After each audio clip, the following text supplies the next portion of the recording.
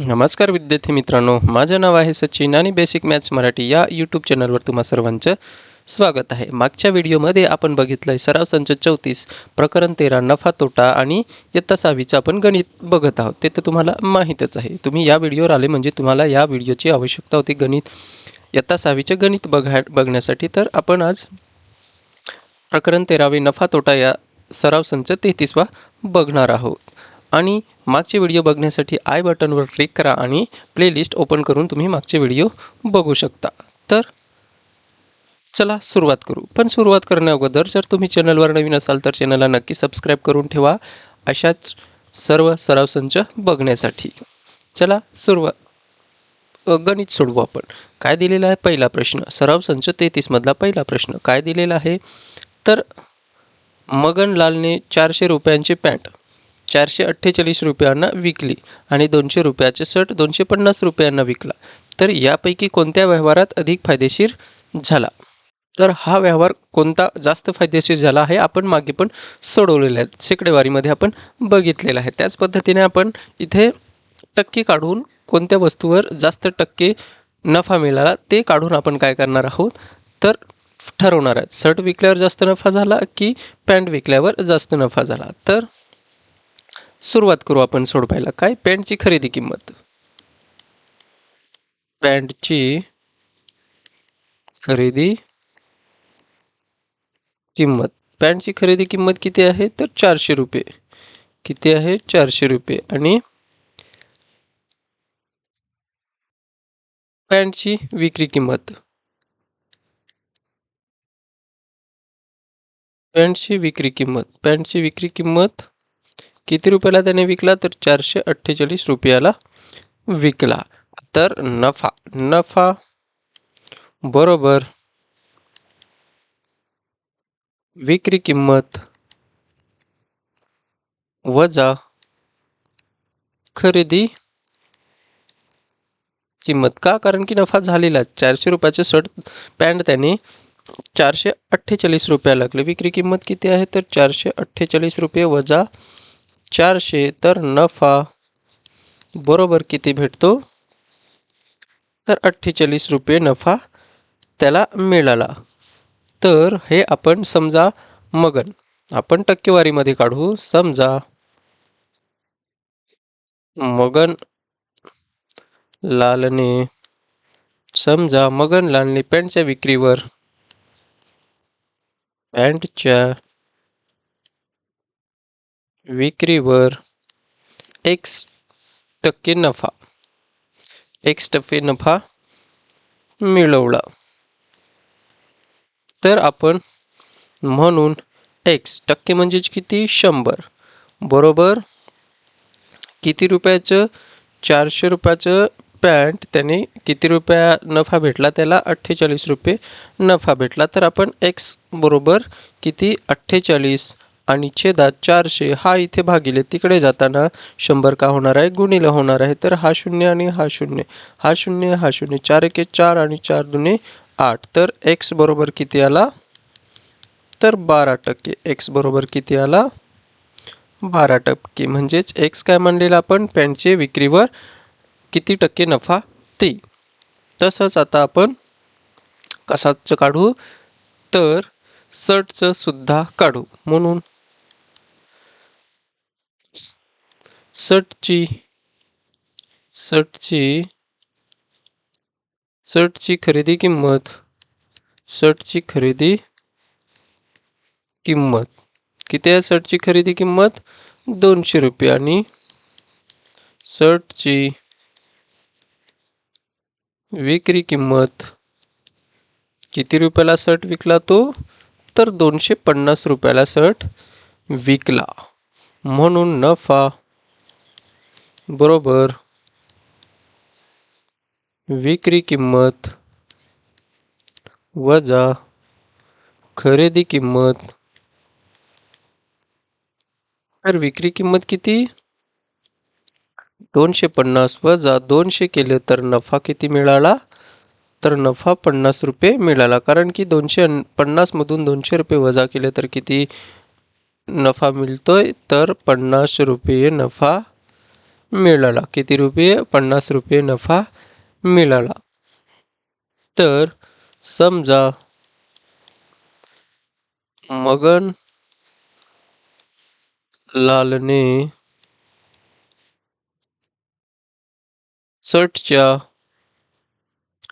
शर्टाच्या विक्रीवर Y% नफा मिळवला असं आपण मानू. मिळवला म्हणून Y/100 बरोबर किती रुपयाचा शर्ट? 200 रुपयाचा शर्ट. त्याच्यावर नफा किती भेटला? तर 50 रुपये नफा मिळाला. तर Y बरोबर किती येणार आहे? 50/200 हात गुणिले तिकडे जाताना भागिले तिकडे जाताना गुणिले होणार. हा शून्य गेला, हा शून्य, हा शून्य, हा शून्य आणि बे 2 4 आणि 1 होतं 2 5 10. म्हणजेच Y बरोबर तुम्ही खालीच लिहा. Y बरोबर किती आला? तर 25%. Y बरोबर किती भेटला आपल्याला? 25%. म्हणून शर्टाच्या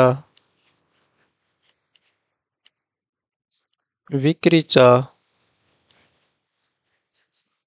व्यवहार जास्त फायदेशीर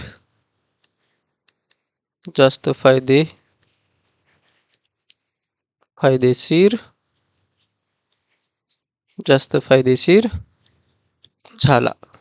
का? कारण की इथे 25 शर्ट विकून त्याला 25% नफा झाला आणि पॅन्ट विकून फक्त 12% नफा झाला. म्हणून जास्त नफा कोणत्या वस्तूवर भेटला? तर शर्टाच्या विक्रीवर त्याला जास्त नफा मिळाला. सराव संच 33 मधला दुसरा प्रश्न. आता पहिला प्रश्न तर आपण सोडवलाच आहे आणि समजला सुद्धा असेल. तर आपण पुढचा प्रश्न म्हणजे दुसरा प्रश्न बघणार आहोत. तर रामरावाने 4,500 रुपयास खरेदी केलेले कपाट 4,950 रुपयास विकले. तर रामरावाने 3,500 रुपयास खरेदी केलेले शिलाई यंत्र 920 रुपयास विकले. तर यापैकी कोणाचा व्यवहार अधिक फायदेशीर झाला? जसा आपण पहिला प्रश्न सोडवला त्याच पद्धतीने हा प्रश्न सुद्धा सोडवायचा आहे. तर कपाटाची खरेदी किंमत. पहिले तर आपण कपाटाची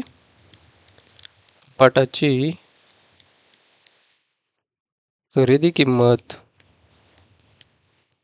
किती आहे? तर 4,500 रुपये.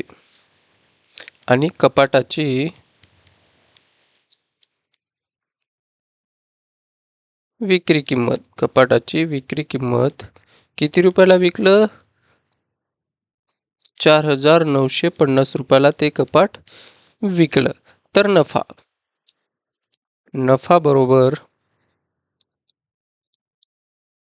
विक्री किंमत वजा खरेदी किंमत. तर विक्री किंमत किती? 4,950 वजा करू 4,500 म्हणजेच किती? तर 450 रुपये काय झाला? त्याला नफा झाला. म्हणून इथेच आपण लिहू नफा किती झाला? तर 450 रुपये नफा झाला. म्हणून समजा रामरावांना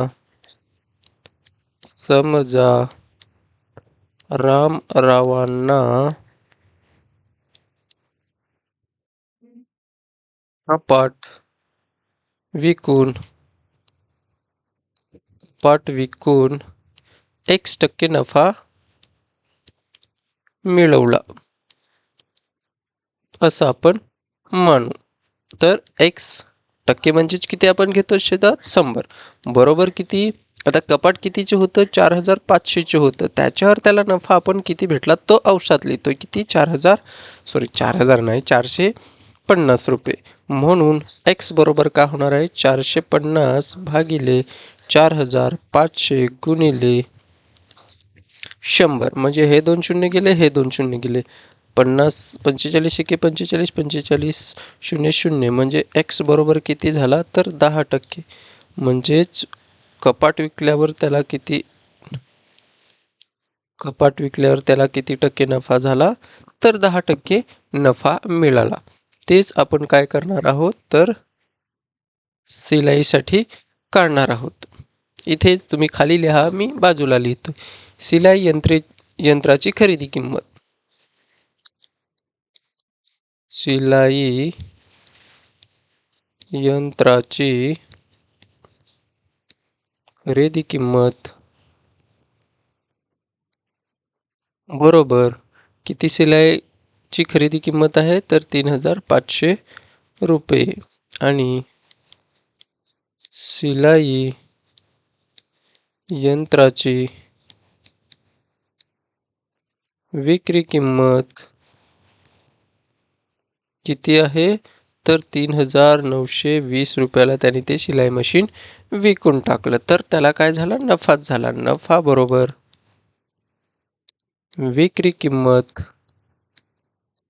वजा खरेदी किंमत. तर विक्री किती आहे? 3,920 वजा करू आपण 3,500. तर किती रुपये? 420 रुपये काय झाला त्याला? नफा झाला. नफा बरोबर 420 रुपये. नफा किती झाला? 420. म्हणून समजा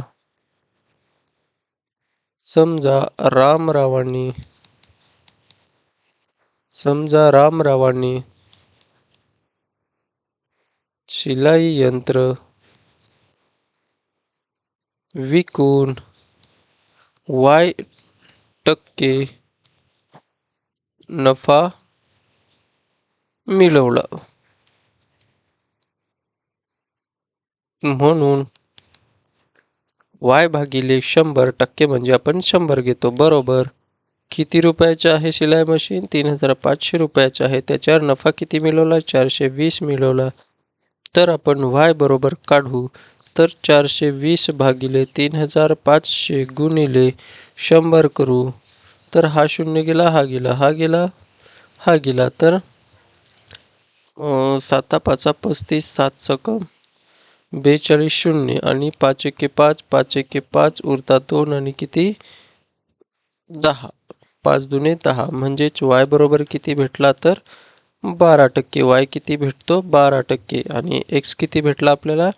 कपाटावर विक्रीवर किती टक्के नफा झाला? 10%. आणि शिलाई मशीनवर किती टक्के? तर 12% नफा मिळाला. म्हणून रामरावचा व्यवहार रामरावाचा शिलाई मशीनचा व्यवहार शिलाई यंत्राचा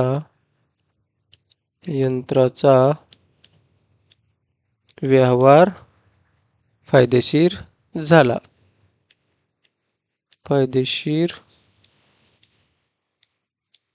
फायदेशीर झाला. आणि असा आपण हा प्रश्न सोडवायचा आहे. आवडला असेल तर व्हिडिओला लाईक कराच. सराव संच 33 मधला तिसरा प्रश्न. दुसरा प्रश्न तर आपण बघितला ना, तुम्हाला समजला सुद्धा असेल. तर आपण तिसरा सुद्धा बघणार आहोत. तर हमीफने 50 सफरचंदांची एक पेटी 400 रुपयांना खरेदी केली. ती सर्व सफरचंदे त्यांनी 10 रुपयास एक याप्रमाणे विकली. तर त्याला नफा झाला की तोटा? किंवा नफा झाला तर किती रुपये नफा झाला आणि तोटा झाला तर किती रुपये तोटा झाला, असा प्रश्न विचारलेला आहे. तर आपण सोडवायला सुरुवात करू. किती आहेत सफरचंद? 50. 50 सफरचंदाची एक पेटी. म्हणून 50 सफरचंदाची खरेदी किंमत 50 सफरचंदांची खरेदी किंमत किती आहे तर 400 रुपये. आणि एका सफरचंदाची विक्री किंमत. एका सफरचंदाची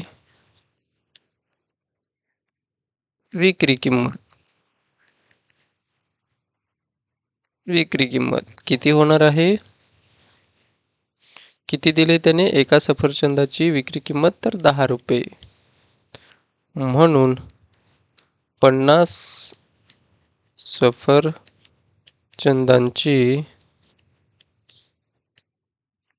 विक्री किंमत 50 सफरचंदांची विक्री किंमत बरोबर 10 गुणिले किती करावं लागेल? 50. म्हणजेच किती?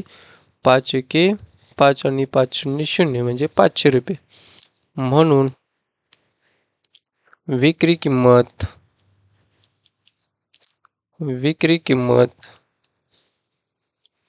एकूण खरेदी किमतीपेक्षा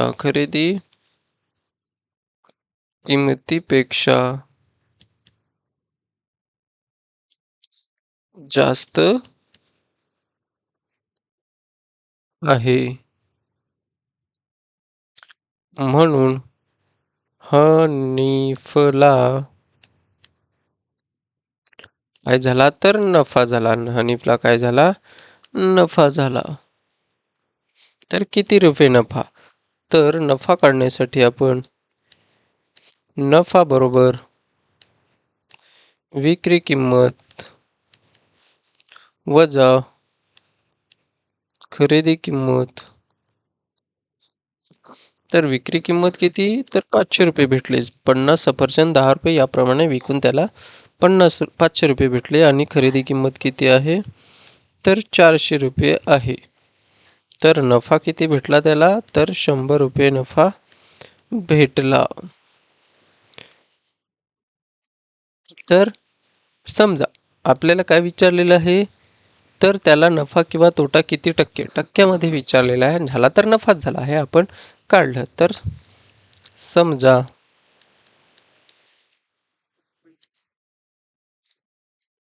हनीफने सफरचंदे विकून x टक्के नफा मिळवला. किती? x टक्के. म्हणून x भागिले किती? 100. आणि किती रुपयाचे खरेदी केलेले? 400 रुपयाचे. त्याच्यावर त्यांनी नफा किती मिळवला? 100 रुपये मिळवला.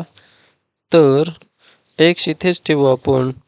आणि 100 भागिले 400 गुणिले हा 100 तिकडे गेल्यावर अवसात जाईल, म्हणजेच भागिले आहे तर गुणिले होईल. म्हणून हे 2 शून्य, हे 2 शून्य. 4 एके 4, 4 दुने 8, 2 उरतात आणि 4 पंचे 20. म्हणजे x बरोबर किती? तर 25%. x बरोबर किती? 25%. x बरोबर किती? 25%. म्हणून इथे लिहितो मी हनीफला 25% नफा झाला. आणि इथेच आपला सराव संच 33 सुद्धा संपलेला आहे. तुम्हाला शिकवलेलं आवडल्यास व्हिडिओला लाईक करा, सबस्क्राईब करा आणि मित्रांना सुद्धा शेअर करा. धन्यवाद.